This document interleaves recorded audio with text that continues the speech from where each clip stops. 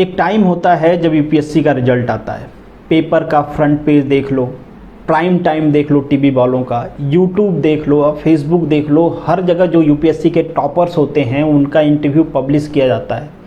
हम भी अपने टाइम में, आप भी आज पढ़ते होगे, उनका इंटरव्यू सुनते होगे, काफ़ी पैसिनेटिंग होता है, मोटिवेटिंग भी होता है, हम सभी लोग कुछ ना कुछ सीखते हैं उनसे।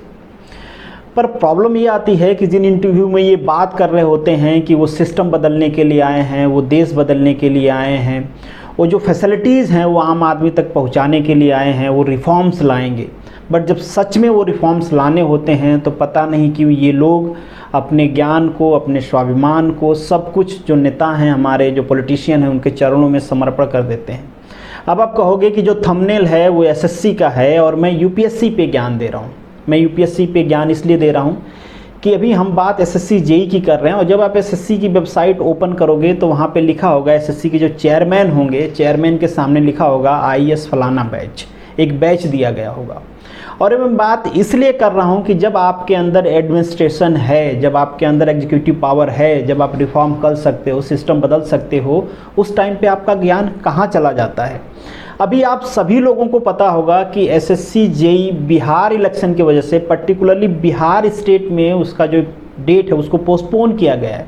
बहुत सारे बच्चे कोर्ट में जाने की बात कर रहे हैं, बहुत सारे बच्चे इसको सोशल मीडिया के थ्रू अपोज कर रहे हैं। मुझे भी मैसेज आया कि मेरा व्यू क्या है इस पर, और मुझे ऐसा लगा, और आप कह भी रहे थे कि जितना मेरा रीच आउट है उतना तो अवेयरनेस मुझे बढ़ानी चाहिए, और इसीलिए मैं ये वीडियो बना भी रहा हूँ, और डेफिनेटली इसका अपोज होना चाहिए। हो सकता है आप में से कुछ लोग बिहार से हों, जो लोग सोच रहे हैं कि उनको थोड़ा ज़्यादा टाइम मिलेगा, बट आपको भी समझना है कि इसमें आपका भी नुकसान हो सकता है। और ये नुकसान जो बाहर के, आउट ऑफ बिहार के जो बच्चे हैं, उनको तो साफ साफ दिख रहा है कि उनको एग्ज़ाम जैसे क्रूशियल टाइम में 1 महीने का कम टाइम मिलेगा, और जो बिहार के बच्चे हैं उनके पास ऑलरेडी पेपर पैटर्न होगा, उनके पास ये देखने के लिए होगा कि जो नॉन टेक का पोर्शन है उसमें किस टाइप के पैटर्न वो फॉलो कर रहे हैं, टेक्निकल में किस टाइप का पैटर्न फॉलो कर रहे हैं, तो उनको एक आइडिया मिलेगा। अब यहाँ पे 2 चीज़ें हो सकती है, एक तो साफ साफ आउट स्टेट वाले हैं, उनका नुकसान दिख रहा है। बिहार वालों का क्या हो सकता है कि बिहार का स्टूडेंट वो पैटर्न फॉलो करे और सेम पैटर्न पे अगर पेपर आता है तो उसमें उनका सीधा सीधा फ़ायदे होंगे। अब कितने मार्क्स से होंगे तो अलग की बात है, बट अगर एसएससी ये सोचता है कि लोगों को पैटर्न पता चल गया, हम ड्रास्टिकली चेंज करेंगे, तो बिहार के बच्चों का नुकसान भी हो सकता है कि वो पैटर्न फॉलो करके वो पढ़ाई करेंगे, और डेफिनेटली करेंगे, क्योंकि हमारे यहाँ एक ट्रेडिशन रहा है कि प्रीवियस ईयर का जो पेपर पैटर्न होता है या फिर कोई ऐसा एग्ज़ाम है जो स्लॉट वाइज होता है, वहाँ पे अक्सर लोग क्या करते हैं कि नॉर्मलाइजिंग या इक्विवेलेंसी को मेंटेन करने के लिए बहुत ज़्यादा फ्लक्चुएशन नहीं आए, तो सेम लेवल के क्वेश्चन, या फिर फ्लूइड मैकेनिक्स से 10 क्वेश्चन हैं तो नेक्स्ट वाले में भी उसी लेवल के फ्लूइड मैकेनिक्स के 10 क्वेश्चन रहेंगे। इसी तरीके से पैटर्न फॉलो किया जाता है ताकि नॉर्मलाइजिंग में ज़्यादा प्रॉब्लम नहीं आए। पर एसएससी यहाँ नॉर्मलाइजिंग के लिए क्या करेगी, 1 महीने का जो क्रूशियल टाइम है वो बिहार के स्टूडेंट्स को ज़्यादा मिलेगा, बाकी को कम मिलेगा। बिहार में भी कुछ ऐसे स्टूडेंट्स होंगे जो एग्ज़ाम टाइम के लिए वेल प्रिपेयर्ड होंगे कि वो एग्ज़ाम देना है उनको। अब उनका एग्ज़ाम पोस्टपोन हो गया, वो मेंटली अनस्टेबल हो जाएंगे कि उनका एग्ज़ाम पोस्टपोन हो गया, उनकी पूरी तैयारी थी, उनका एक शेड्यूल बना हुआ था, और अगर वो एग्ज़ाम पैटर्न को फॉलो करते हैं तो मैंने बता दिया आपको क्या नुकसान होगा। और अदर स्टेट के जो लोग हैं उनका तो डेफिनेटली नुकसान होगा। अब यहाँ पे आपको सोचना है कि क्या एसएससी जेई को पता नहीं था कि बिहार में इलेक्शन है? सबको पता था बिहार में इलेक्शन है, क्या इलेक्शन की डेट आएगी, और चलो डेट आ भी गई, क्लैश भी हो रहा है, तो ये बताओ कि ये जो एसएससी जेई वाले हैं ये कब से इलेक्शन सपोर्टिंग बॉडी बन गए, इलेक्शन सपोर्टिंग कमीशन बन गए? भाई आपका काम है एग्ज़ाम करवाना। इन्हीं के इक्विवेलेंट, अब थोड़ा सा हपर भी कह सकते हो, यूपीएससी भी है, वो भी एग्ज़ाम करवाते हैं, उनके पेपर कभी लीक नहीं होते, उनका एग्ज़ाम टाइमली होते हैं, जो भी कैलेंडर में डेट मेंशन है, रिजल्ट जिस डेट पे मेंशन उस डेट पे आते हैं। सारी प्रॉब्लम केवल एसएससी के एग्ज़ाम्स में ही क्यों होते हैं? सीजीएल का रिजल्ट इन्होंने कब निकाला? जब इतना प्रेशर बढ़ा, इतना कंपेन चली, इतना इनका अपोज हुआ, तब जाके डेट कब निकाला इन्होंने? इतना मेहनत करने के बाद, इतना कंपेनिंग के बाद इन्होंने डेट निकाला कि एग्जाम होगा, उसमें भी पोस्टपोन कर रहे हो।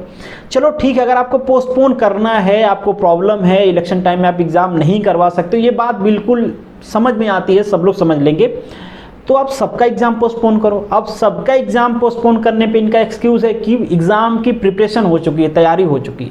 ठीक है, आपकी एग्जाम की प्रिपरेशन हो चुकी तो आप एग्जाम पोस्टपोन नहीं कर सकते। स्टूडेंट की प्रिपरेशन हो चुकी है बट वो एग्जाम में नहीं बैठेगा। जिस स्टूडेंट की प्रिपरेशन नहीं हुई उसके लिए आप एग्जाम एक्सटेंड नहीं करोगे, आप अपनी सहूलियत का सारा चीज़ करोगे बट स्टूडेंट के सहूलियत का कुछ भी नहीं करोगे। अभी कोरोना था, दुनिया भर के प्रॉब्लम्स थी, एग्ज़ाम सारे करवाए गए स्टूडेंट के अपोज के बाद। और हालांकि मैं भी इस बात को सपोर्ट करता हूँ, मुझे भी लगता है कि जब सब काम हो सकता है तो एग्ज़ाम क्यों नहीं हो सकता। अगर हम ये कहते हैं कि एजुकेशन सबसे ज़रूरी है, तो जब ज़रूरी दिखाना होता है तो हम उसको सेकेंडरी क्यों रख देते हैं कि सारा काम करो बस पढ़ाई छोड़ दो। क्लासेज नहीं हो सकती, पढ़ाई नहीं हो सकती, एग्ज़ाम नहीं हो सकता, बाकी सारा काम हो सकता है।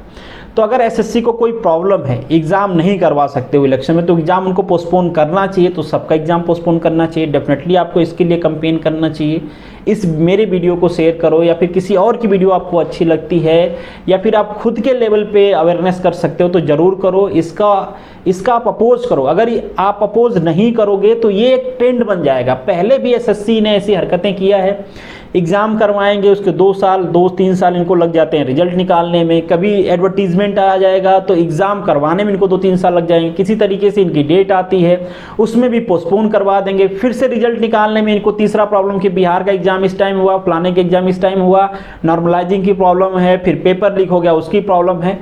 दुनिया भर की दिक्कत केवल एसएससी में ही क्यों होती है, बाकी जो यूपीएससी है उसमें क्यों नहीं होती? तो सिंपल लॉजिक है यहाँ पे कि सारे जाहिल लोग बैठे हैं, किसी को काम नहीं करना है, किसी के ऊपर प्रेशर बिल्डअप करने का कोई वो नहीं है।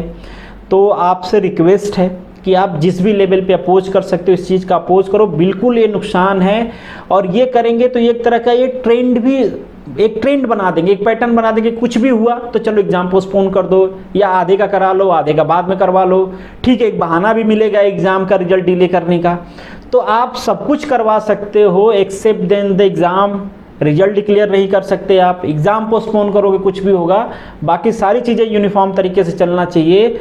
बस स्टूडेंट को छोड़ के, उनका एग्ज़ाम नहीं होना चाहिए, उनका रिजल्ट नहीं आना चाहिए, एम्प्लॉयमेंट नहीं सही से होना चाहिए, बाकी सारी चीज़ें होना चाहिए। तो इन शॉर्ट ये मेरा ओपिनियन था। मैं कहूँगा कि आप भी अपने लेवल पे अपोज ज़रूर करें। हो सकता है कि आपके अपोज का कोई इम्पैक्ट ना हो, बट ये ज़रूर पता चलेगा कि नेक्स्ट टाइम अगर वो ऐसा कुछ करेंगे, या इसी टाइम अगर आपका अपोज बहुत हाई लेवल का हुआ तो उनको एग्ज़ाम पूरा पोस्टपोन करना पड़ेगा। ना भी करेंगे तो उनको पता तो चलेगा कि अगर वो गलत करेंगे तो उनका अपोज करने वाले हैं, उनके किसी भी डिसीजन को पूरे तरीके से एक्सेप्ट नहीं किया जाएगा। अपोज करना चाहिए गलत चीज़ों का, तो आप भी ज़रूर करें। Thank you so much. मिलेंगे नेक्स्ट वीडियो में। All the best, good luck.